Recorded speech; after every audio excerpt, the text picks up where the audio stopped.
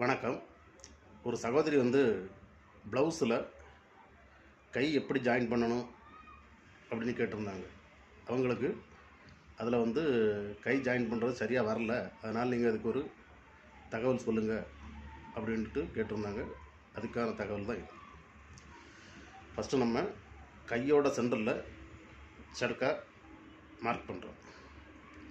அதுக்கப்புறம் பாடியோட centre shoulder.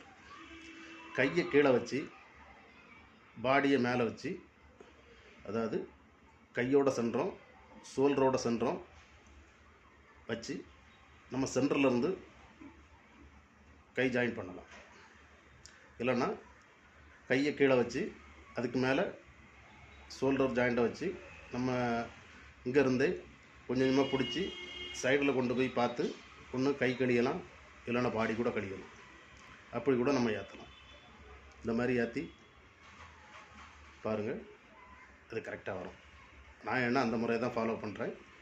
இந்த தகவல் பிடிச்சிருந்துச்சுன்னா மற்றவங்களுக்கு ஷேர் பண்ணுங்கள்.